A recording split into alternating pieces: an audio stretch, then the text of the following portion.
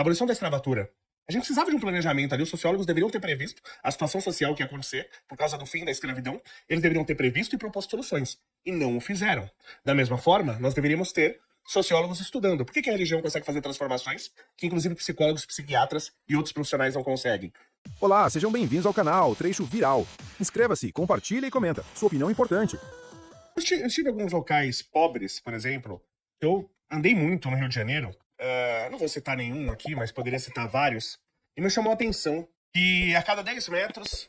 10 metros eu tô exagerando, mas a cada 100 metros talvez seja um bom número. Você achava um bar mesmo, vende cachaça, cerveja e tal. Você via um bar e uma igreja, a cada 100 metros. Mal compensado? Um bar e uma igreja, isso é curioso. Você viu um bar e uma igreja.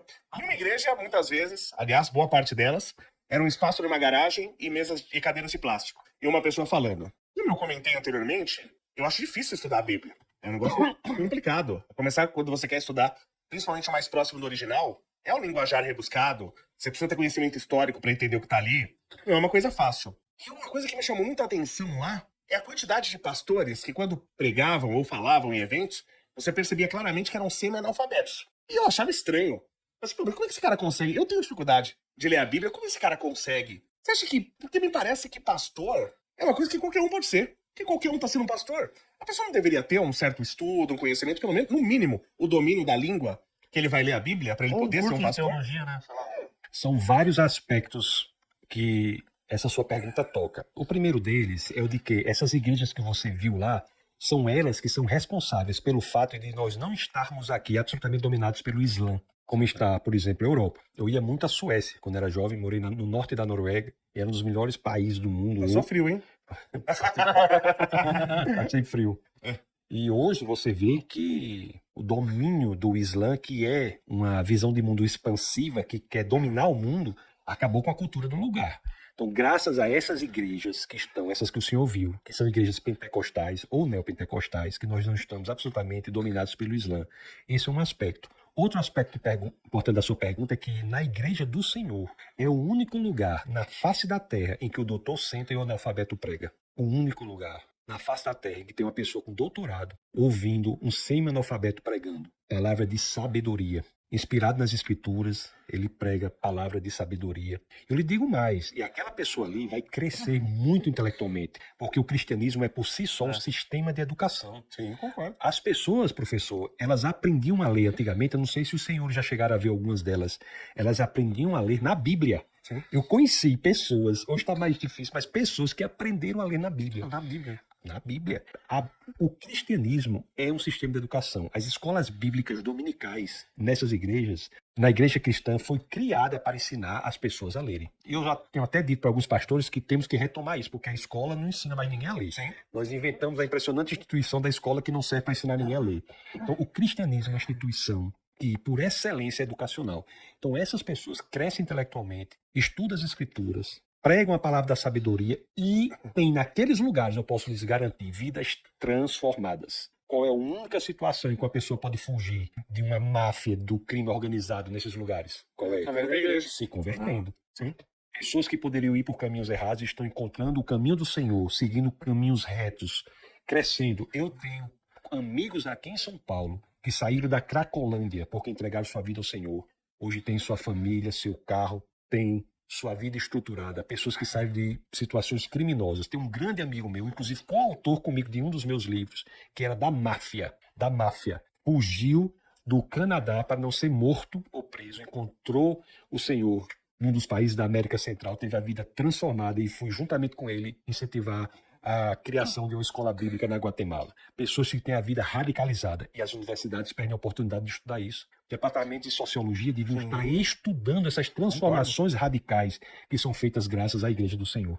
É loucura para o mundo mesmo, mas é assim que funciona. A Igreja do Senhor é um ambiente radical. Se você quer radicalizar a sua vida, entregue sua vida ao Senhor, porque a lógica ali é contrária do que o mundo espera. O senhor falou uma coisa muito importante agora, porque eu já critiquei isso, né? Via de regra, a gente não tá vendo resultado nenhum vindo dos profissionais de sociologia. Nenhum. Né? Eu falei, nunca tive um problema na vida e pensei, nossa, se tivesse aqui um sociólogo, tava resolvido, né?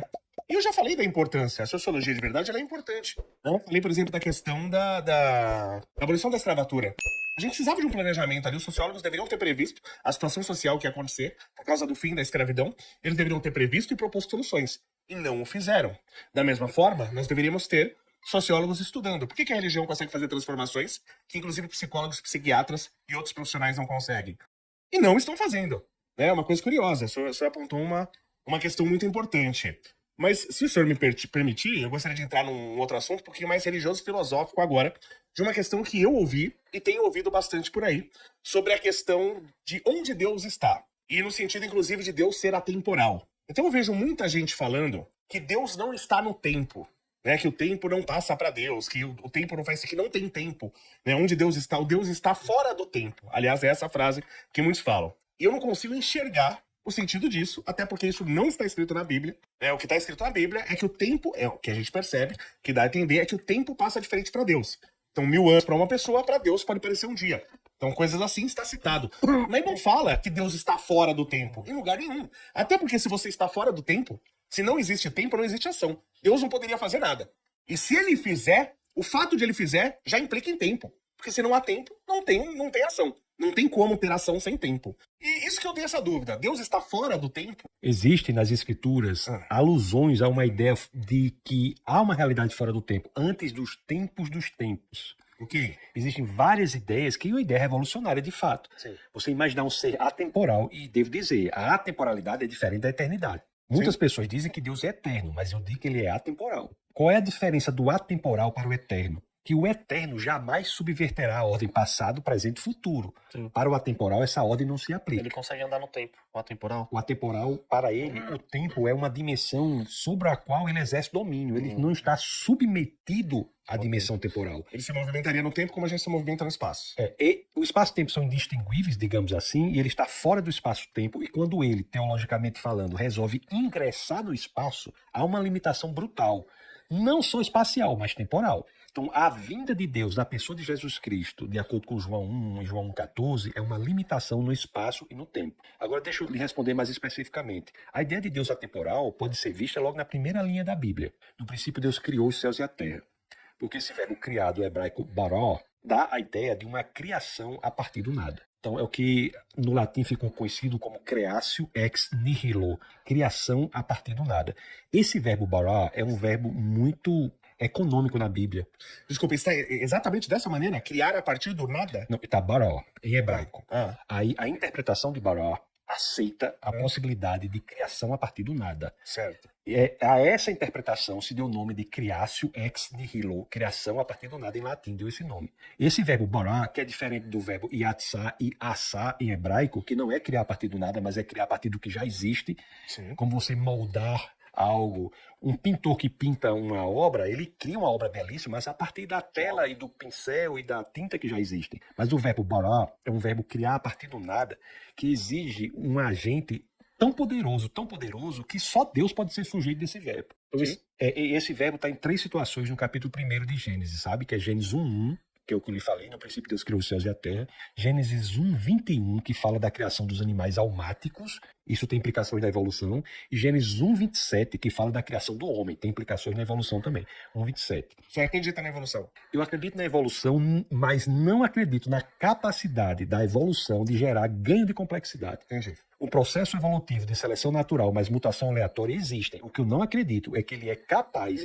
de gerar ganho de complexidade a ponto de você ter uma passagem de uma ameba de milhões e milhões de anos chegar a um ser humano. Certo. Aproveita para se inscrever e ative o sininho de notificações. Então, nesse aspecto aqui do baró, que Deus teria criado o espaço, a matéria, o tempo, nós temos, se a causa que criou o tempo, ela tem que ser atemporal. Portanto, a Bíblia, sim, faz menção, nos termos em que eu estou expondo, a uma causa atemporal.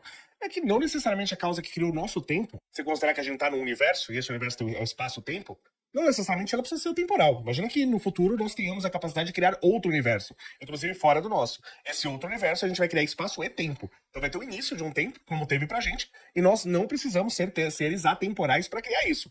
Então o que eu tenho dificuldade é o seguinte, do ponto de vista físico, é quando se fala a frase, Deus está fora do tempo. Ele talvez esteja... Perdão, à vontade. Não, só uma observação Sim. muito importante sobre a sua Claro. colocação, se o senhor me permite. Não, a vontade só tá aqui pra isso. Essa ideia de que há um universo anterior no qual o nosso universo foi criado, Sim, ou a ideia de que há multiversos, sim, são ideias que estão intelectualmente no campo das possibilidades. sim. Mas não há nada neste universo que indique isso. Nenhuma. É uma questão de fé. Nada. Então, tá certo. Mas não é questão de fé. Se não tem nenhuma evidência, se o senhor concordou que não tem nenhuma evidência, Sim, mas Se várias não tem- coisas não tinham evidência e a lógica nos levou a ela. mas tem que ter uma premissa com evidências para, a partir da lógica, você terá conclusões válidas. Mas tem evidências. Por exemplo, eu tenho um argumento que eu uso, é o seguinte. Me fale qualquer coisa na existência, nem no universo, na existência, qualquer coisa, que exista só Deus, que exista um do seu próprio do seu tipo. Por exemplo, qualquer coisa que a gente conhece, uma lua, tem várias, um planeta, tem várias, uma estrela, uma supernova, um buraco negro. Não existe nada que a gente conheça que existe um do seu tipo só. Por que o universo vai ter um só do seu tipo? A catalogação não é um elemento que existe na coisa em si, mas que nós impomos. Sim. Eu posso dizer que o senhor é um exemplo de uma coisa de só um tipo. Você é um Leozão. Não, Tem posso... outro Leozão. Sim. Não tem. Não tem. Eu posso. O senhor mesmo é um exemplo que o senhor está pedindo. Mas o outro universo também seria outro. Mas é do mesmo tipo, mas entendeu? Não tem evidência. Eu entendi. O senhor pode crer. Eu não estou Claro, contra. Sim. Eu só estou lhe dizendo que tem uma crença que não está baseada em evidências. Mas pode Sim, a crer. gente não tem nenhuma. Realmente. Isso. Lógico, você tem algumas especulações. Como eu não gosto disso, quando você vê, por exemplo, o mapa da radiação de fundo do universo, tem lá uns pontos, falou aqui pode ser um ponto que tocou, que um outro universo tocou. Eu não acredito nisso, tá? Eu não acredito. Mas eu acredito em outros universos. Fique à vontade. Mas nós estamos juntos num ponto. Sim. Não há evidências e outro Nenhum, claro. E ainda Nenhuma. não há, Nem concorda? sei se é possível a gente ter. Isso. E lhe digo mais, É. isso não soluciona a questão de Deus.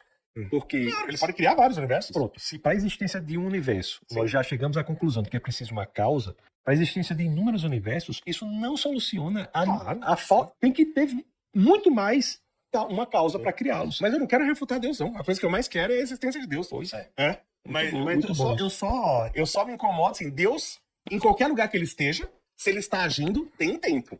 Pode ser que não seja o nosso. Pode ser que ele seja atemporal, no sentido de ser uma dimensão onde ele possa travegar, ou onde ele até possa vivenciar todo o tempo de uma vez só, mas que tem que ter tempo, tem que ter tempo. Não da forma que nós definimos o tempo. Tudo bem. A atemporalidade é uma existência que é difícil de entendermos, mas chegamos a ela pela questão de que o tempo, ao que parece, foi criado, veio a existir com o universo. Então, se na física nós chegamos à conclusão que o tempo veio a existir com o universo, existe uma dimensão fora desse tempo.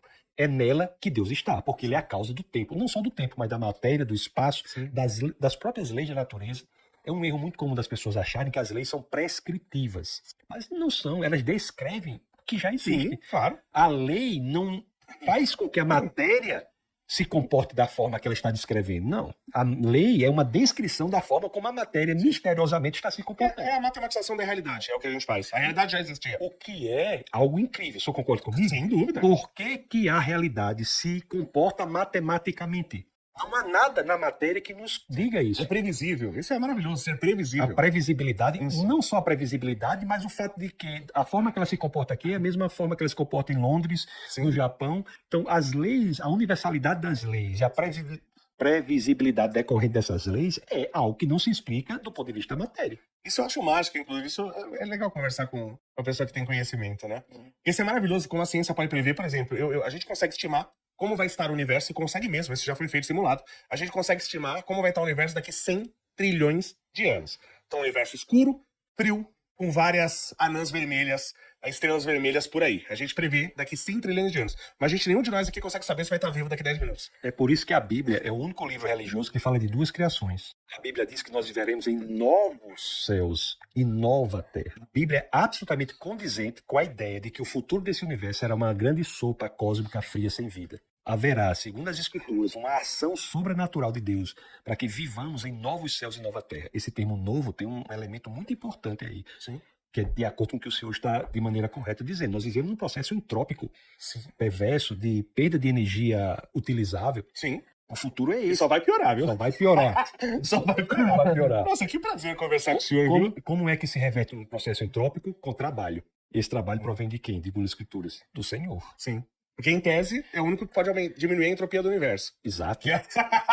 Isso mesmo. Seria Deus. Isso mesmo. É o que demonstra, por exemplo, que, e já entrando numa questão da origem do universo, como é que a partir do Big Bang você tem uma organização do universo da forma que ele foi? Né? Existe uma sintonia fina aí, Sim. decorrente do trabalho de Deus. Existe o teísmo e o deísmo, né? O deísmo é muito improvável, probabilisticamente, que Deus criou o universo e abandonou. Então, Entendi. as escrituras dizem que Deus foi moldando o universo.